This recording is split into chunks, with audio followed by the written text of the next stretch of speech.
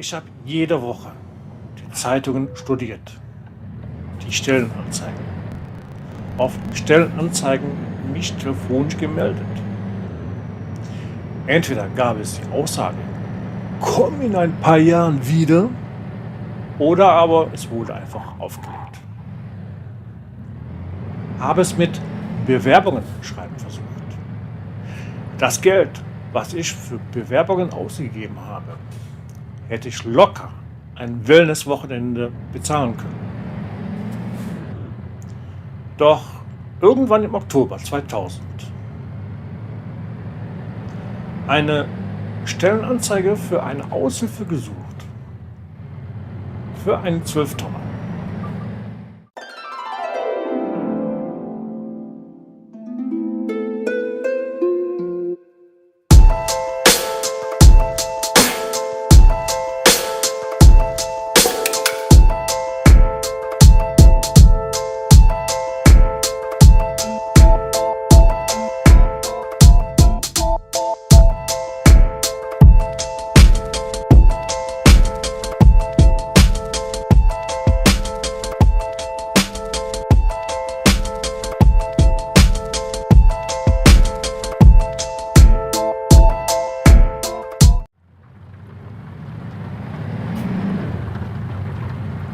Der schlimmste Tag der Woche ist und bleibt der Montag.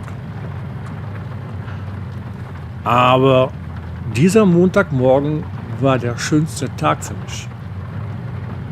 Dieser Tag fühlte sich an wie an dem Tag, wo Michael Schumacher das erste Mal die Chance bekommen hat, in der Formel 1 ein Formel 1 Fahrzeug zu fahren.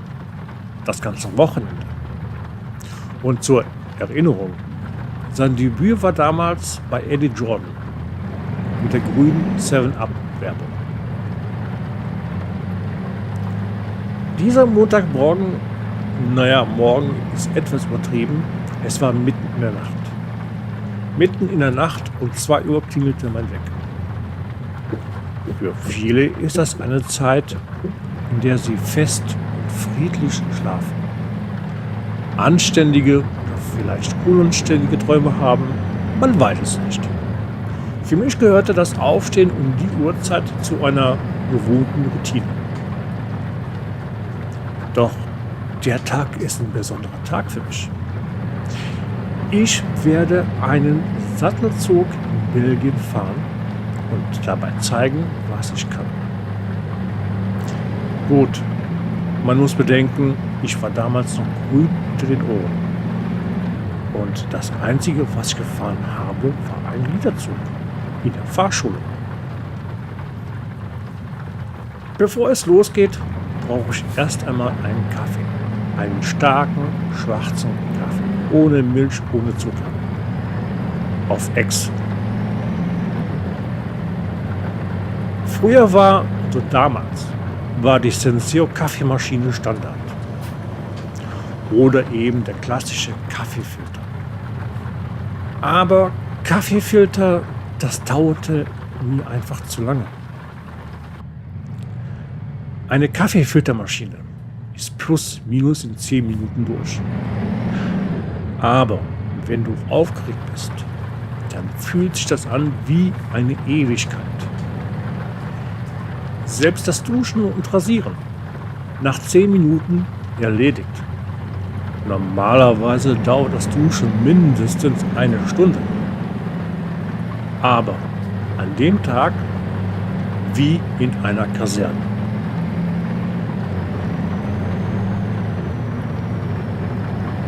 Ein Blick auf die Uhr, 2:30. Noch eine halbe Stunde. Dann muss ich los. Meine Verabredung ist um 4 Uhr. Oder wie man im Militär sagt, 400. Der Treffpunkt, ein Gewerbegebiet. Ich kenne das Gewerbegebiet zwar, aber ich fahre früher los, um einen guten Parkplatz zu ergattern. Schließlich werde ich den ganzen Tag im Ausland unterwegs sein. 3 Uhr. Ein letzter Check. Führerschein, da. Personalausweis, da. Arbeitshandschuhe, da. Dazu packe ich noch 2 Flaschen Gerolsteiner, Sprudel und 2 Brötchen in meine Tasche. Falls ich unterwegs Hunger bekomme. Schlüssel in die Hand, raus aus der Haustür, ab ins Auto. Im Gewerbegebiet angekommen, finde ich glücklicherweise direkt einen guten Parkplatz bei einem Autohaus. Der Tag kann entspannt starten. Jetzt stehe ich am Straßenrand. Genauer gesagt auf dem Fußgängerweg. 3:45. Keine Menschenseele weit und breit. Nur ein klarer Himmel und eine frische Morgenbrise. Es ist kurz vor 4. Als plötzlich aus der Ferne das tiefe, kraftvolle Dröhnen eines Motors in der Stille ertönt. Was für ein LKW das ist? Also ich wusste nicht, mit welchem LKW, also welchen LKW-Hersteller, LKW-Marke ich abgeholt werden sollte. Ich wusste nur Sattelzug, mehr wusste ich nicht. Das Geräusch aus der Ferne klang eindeutig nach einem V8.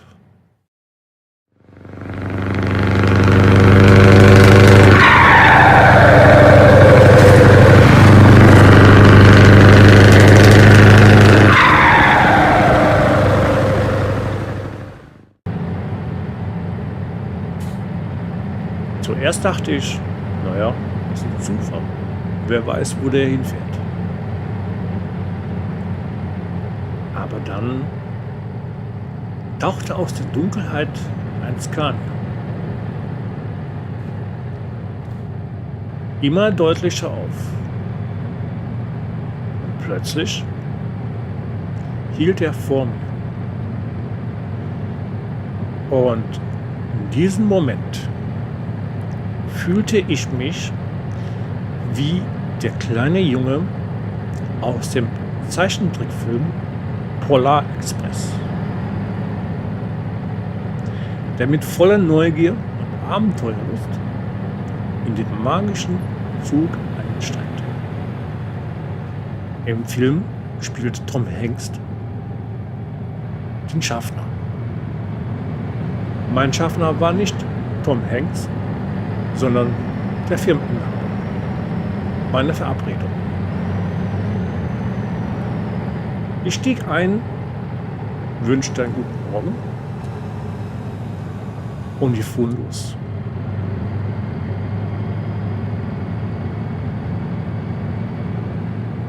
Hatten eine kleine Unterhaltung, aber ich merkte, mein Gegenüber ist noch nicht richtig auf Empfang.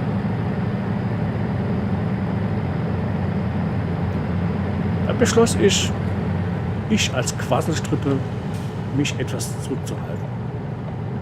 Denn ich zum Beispiel, wenn ich aufstehe, also nach dem Aufstehen, nach dem zweiten Kaffee bin ich voll auf Empfang. Aber es gibt Menschen, die sind vergleichbar mit einer Bombenentschärfung. Vergleichbar.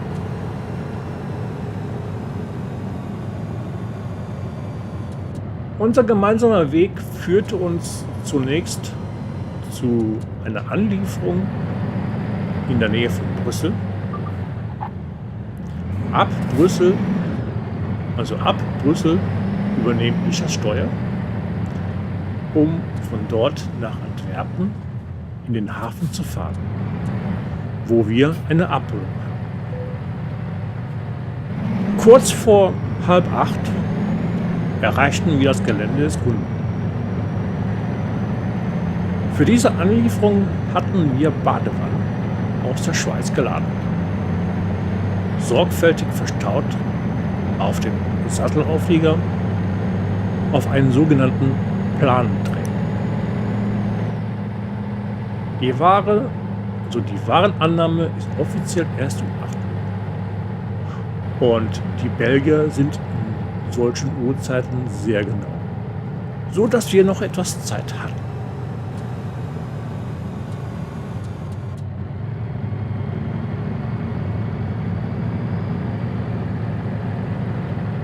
Während wir warteten, merkte ich, wie mein Kollege langsam wach wurde. Die Unterhaltung, die wir hatten, würde ich als lebhaft beschreiben wollen. Als ob wir uns schon seit Jahren kannten. Dabei war es erst das zweite gemeinsame Treffen. Kurz vor 8 war es soweit. Wir stiegen aus dem LKW, machten uns an die Arbeit. Bevor die Fracht ausgeladen werden konnte, mussten die Sicherheitsgurte entfernt werden. Da die Ladung stabil hielt beim Transport. Außerdem mussten die Planschlösser vom Trailer geöffnet werden, damit die Ladung von der Seite abgeladen werden kann.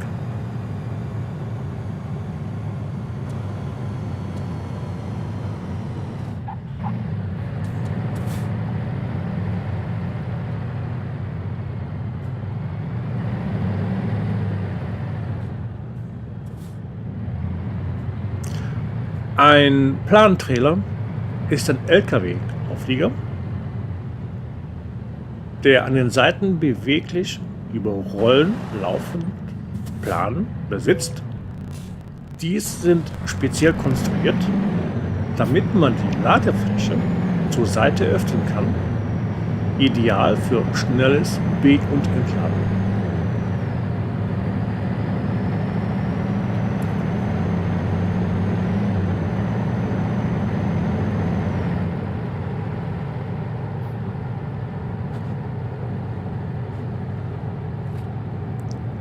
Mein Kollege war sichtlich überrascht, dass ich Arbeitshandschuhe dabei hatte. Er erzählte mir, dass die meisten, die mitfahren, die stehen rum und schauen zu. Da ich bisher noch keine Erfahrung mit Planenträger hatte, beobachtete ich zunächst genau, wie er die Planenschlösser öffnete.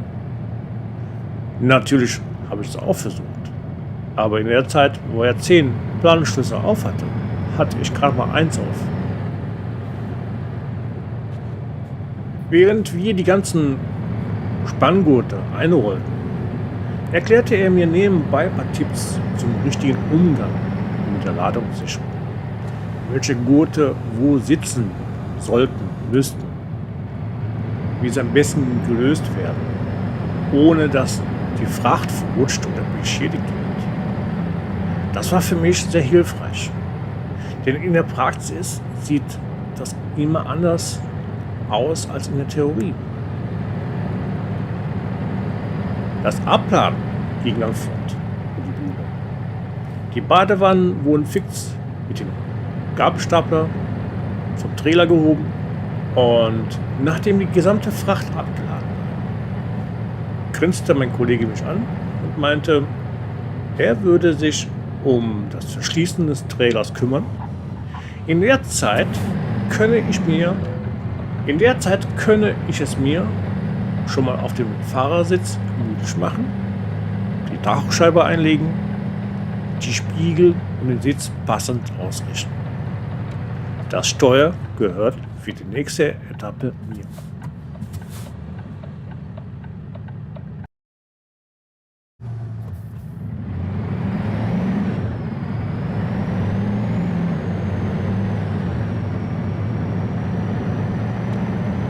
Mit einem Augenzwinkern zeigte er mir die Ecke, wo er seine Ersatzkaffeebecher deponiert hatte. Bediene dich ruhig, sagte er.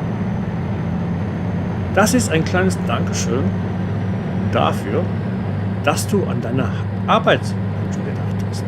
Ich nahm einen Becher, schenkte mir einen heißen Kaffee aus seiner Thermokanne ein und genoss für einen Moment das Gefühl, wirklich angekommen zu sein.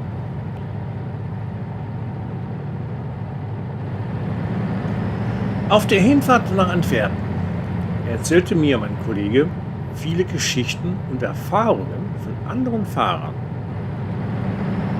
Wisst ihr, diese Begebenheit war im Oktober 2001. In den Jahren danach hatte ich immer wieder jemanden dabei zum Anlernen. Und ja, die meisten standen oft daneben, wie Zuschauer auf einem Fußballplatz. Das hat mich ehrlich gesagt nicht gestört. Was mich aber stört, die Person, die mitgefahren ist, um sich alles mal anzuschauen. Und wenn dann die Person dann alleine unterwegs sind, ist es oft passiert, dass ich telefonisch angerufen wurde für einfache Dinge, womit die völlig überfordert waren. Was die Firma betrifft, ich durfte dann eine Woche lang selbst fahren, alleine, mit einem 12-Tonner als Urlaubsvertretung. Diese Fahrt war eine reine Katastrophe. Von den 5 Tagen war ich nur ein einziges Mal erfolgreich. Und die anderen 4 Tage, ich glaube, das ursprünglich war. Kurz gesagt, ein Navigationssystem, wie wir es heute kennen, gab es damals nicht. Stattdessen hatte ich jede Menge Straßenkarten. Straßenkarten so dick wie ein Telefonbuch. Und mein Einsatzgebiet war das Ruhrgebiet. Duisburg, Essen, Dortmund. 25 Kunden, also 25 Zustellungen und 5 bis 7 Abholungen. Die Abholungen waren einigermaßen erfolgreich. Doch die Zustellung, die Hälfte brachte ich immer zurück. Nur an einem Tag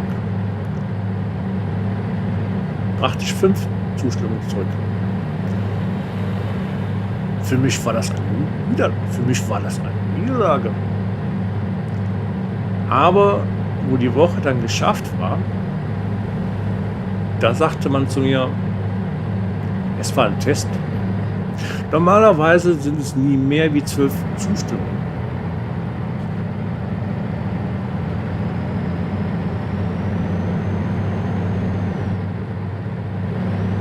Der Kontakt zu der Firma bestand weiterhin. Es wurde eine kleine Freundschaft aus. Und bis Ende 2002 erzählte er mir dann, dass er seine Firma aus Kostengründen schließen will und seine beiden LKWs verkaufen wird. Und er wechselte vom selbstständigen Transportunternehmer zum Angestellten.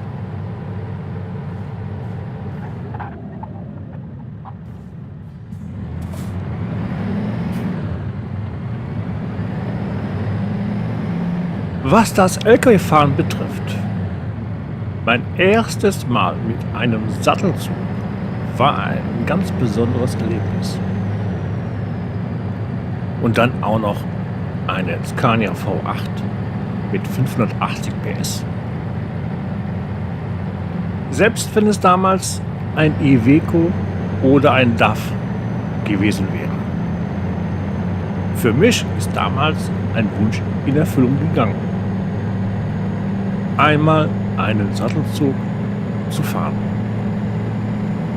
Dass es dann sogar die Scania V8 wurde, das war quasi die Kirsche auf der Sahnetorte.